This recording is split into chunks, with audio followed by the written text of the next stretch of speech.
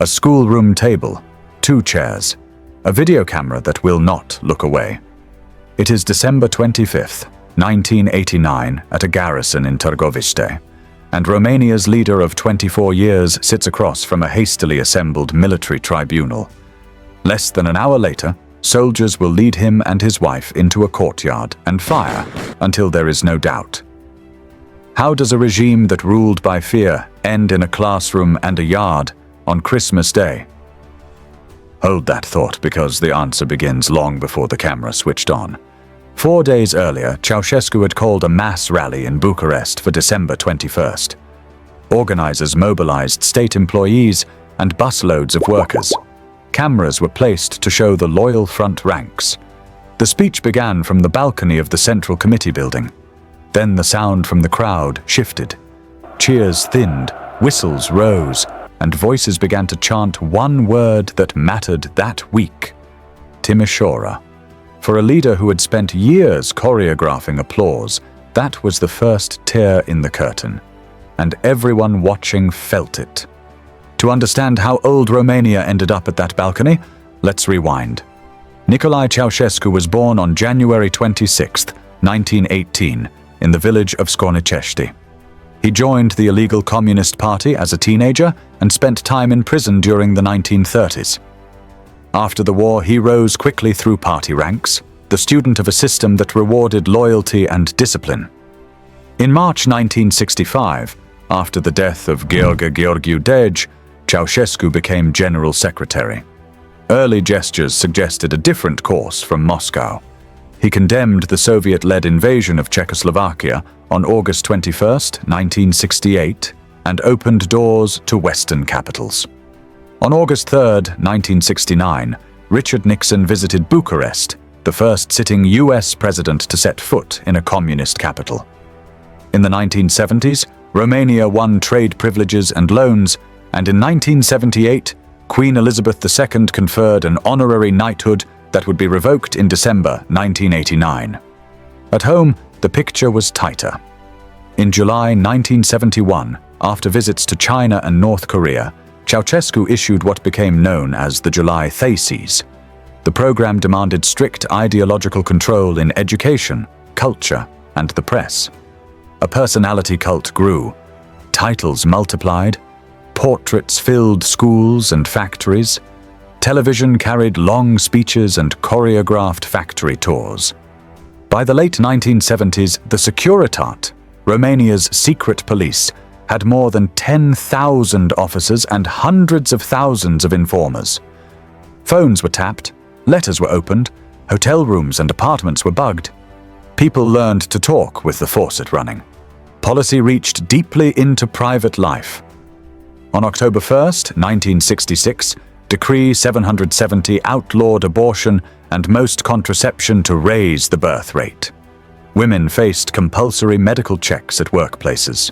Families with fewer children paid higher taxes. The result was a surge in unsafe procedures and an overflowing orphanage system that would be revealed in full only after 1989. In the late 1970s and 1980s, systematization reshaped cities and villages, replacing neighborhoods with standardized blocks and erasing churches and streets in the way. The 1980s added austerity. Foreign borrowing had funded industrial expansion in the 1970s. When the bills came due, the leadership chose to pay down the debt rapidly. To do it, the state rationed food, fuel, and electricity. Shops offered little, and lines stretched long for basics like sugar, oil, and bread. Streetlights dimmed. Meanwhile, massive projects continued, including the House of the People, a palace of more than 1,000 rooms that still looms over Bucharest. In April 1989, Ceausescu announced the foreign debt was fully repaid. The debt was gone, but so was patience. The gap between the lives in official newsreels and the lives in apartment blocks grew impossible to ignore. Pressure built slowly, then all at once. The spark came in Timișoara, a western city near the Hungarian border, far from the capital. In December 1989, a pastor named Laszlo Tokes in Timișoara faced forced relocation. Parishioners formed a human chain outside his home on December 16th. The line swelled. It became a crowd and then a protest with national slogans. Authorities sent troops, and on December 17th, security forces opened fire in central Timișoara. Credible counts cluster around 90 killed in the first days, with many more wounded. What followed added to the outrage. Bodies of victims were taken to Bucharest and cremated in secret in an attempt to obliterate evidence. News of the deaths and the disappearance of the dead spread by word of mouth and foreign radio. Ceausescu misread the moment. He cut short a foreign trip and returned to Bucharest. On December 21st, he called a mass rally in Palace Square, today's Revolution Square. Buses delivered workers from factories, and party organizers pushed people to the front of the camera lines. The broadcast showed the usual pattern until the square broke that pattern. Whistles began, then shouts for Timișoara, then panic near the loudspeakers. Ceausescu froze, visibly confused, and tried to buy back the moment by offering an increase to the minimum wage. The crowd answered with louder defiance. The broadcast cut briefly, then returned with helicopter audio over a confused square. Viewers heard the rotor slap and sensed the scramble. The spell of control had cracked on live television. Overnight, protests spread, and barricades went up around University Square.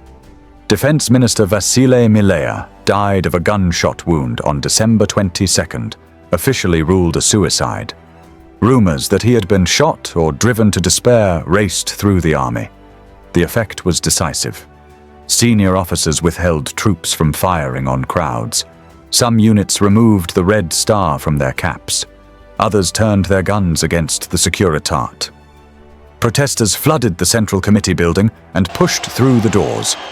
Nicolae and Elena were still inside, trapped as stairwells filled with people. Security rushed them to the roof by elevator, and around noon on December 22nd, a helicopter lifted off with Nicolae and Elena on board. Their escape unraveled within hours. The helicopter set down outside Bucharest near Titu to avoid air defenses. From that moment, they were moving toward custody, not toward safety. The couple shifted to cars and moved by local roads, stopped at one point by a group who recognized them. By afternoon, they were in custody of local forces in Dâmbovița County. That night, they arrived at the Târgoviște garrison and were held in an officer's room under guard for 3 days. Outside the walls, the fighting had not stopped. Calls about snipers and terrorists swept the capital. Army units exchanged fire with Securitate detachments and, in the confusion, sometimes with each other. Most of the revolution's fatalities occurred after midday on December 22nd. The new authority in Bucharest, the National Salvation Front under Ion Iliescu, made its first statements from television studios and ministry offices. In the chaos, one decision rose above the rest: what to do with the ousted leader and his wife. The calculus was not only legal, there were real fears that loyalists would attempt to free them. On December 24th, decrees created an extraordinary military tribunal with the power to try them. At Târgoviște on December 25th, the court assembled in a classroom. One camera recorded the proceeding. Before we move on, one detail matters. The names used that day appear in records. The prosecutor was Dan Voinea. The panel included Ghica Popa. 2 lawyers were assigned for the defense. The charges listed genocide, undermining state power, destruction of the national economy, and attempting to flee with funds. The indictment cited deaths from the previous days and the wider patterns of rule. The Ceausescus refused to recognize the court, calling it illegitimate. Nicolae repeated that only the Grand National Assembly could judge him. Elena Ceausescu rejected questions and berated the panel. The defense had minutes to prepare. The entire process, from opening to verdict, ran under an hour. The court found both defendants guilty and sentenced them to death. There would be no appeal. Soldiers led the couple into a courtyard. A metal frame leaned against a wall. They asked to be shot together and refused blindfolds. Elena shouted, "Don't tie us up. It's a disgrace." "Children, I raised you up like a mother." Nicolae began singing the Internationale. A firing squad formed. Captain Ionel Boeru and 2 senior enlisted men stepped forward. The order came. The volley ran long, a surge of fire driven by adrenaline and the fear there would be no second chance. When it stopped, a doctor checked for vital signs and gave the only declaration the tribunal would accept. The camera captured the moments before and after. The chairs, the table, the yard, and the stillness that followed the noise. The bodies were wrapped in canvas and moved to a helicopter for transport to Bucharest. And before we go further, a quick correction to a common myth. The execution wasn't live on air. It was filmed, then aired as an edited segment later on December 25th, with additional footage broadcast on December 27th. For viewers who had watched speeches and factory visits for years, the images were both confirmation and shock. People gathered in homes and public squares to watch the broadcast. Relief mixed with unease about the speed of the process. International reaction echoed that split. Many governments welcomed the end of the regime. Others criticized the lack of due process and the death sentence itself. Within weeks, the new authorities abolished capital punishment. Romania ended the death penalty on January 7, 1990. Memory settled slowly. The number of dead in December 1989 is still debated. Figures often cited hover around 1,000, with most deaths after December 22nd. Investigations into who ordered which shots and why unfolded for years, complicated by missing files and competing narratives. The remains of Nicolae and Elena Ceausescu were buried under false names in Bucharest's Ghencea cemetery to prevent desecration or pilgrimage. In the weeks that followed, the state moved to reset symbols. The abortion ban was lifted and contraception returned to pharmacy shelves. Borders opened to aid groups and reporters. Orphanages that had been hidden from view were filmed and exposed. The House of the People was renamed the Palace of Parliament. In 2010, after legal petitions by family members, forensic teams exhumed graves and confirmed via DNA that the bodies were the couple. They were reinterred under their own names. The court president from Târgoviște, Ghica Popa, did not live long after the trial. He died by suicide in 1990. Those personal endings became part of the larger ledger Romanians keep on that winter. There were other facts and smaller scenes that help explain why so many accepted a short classroom court. In the days before the trial, morgues struggled to identify victims.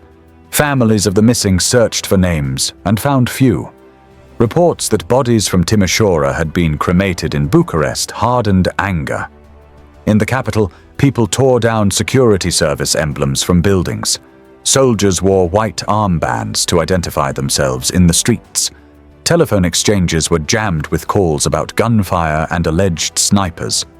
In that weather, with that fear, the leadership in Bucharest judged that a long public process was not possible. Before we close, one detail worth noting. The great building Ceausescu ordered to project power still stands above Bucharest. It is vast and ornate. It houses the parliament of a democratic state. Tourists walk the marble halls that once held a ruler's dreams. That building is a reminder that architecture lasts longer than regimes, and that what people do inside those walls decides what the walls mean. We set out to understand how a dictatorship ended in a classroom and a courtyard. The records point us to dates, orders, and decisions taken under pressure. If you want more histories told in this simple way, with the documents in mind and the voices kept even, consider subscribing. And tell me in the comments how you think moments like December 1989 should be remembered. By the speed of their justice, by the laws they broke, or by the lives that changed when the cameras stopped rolling.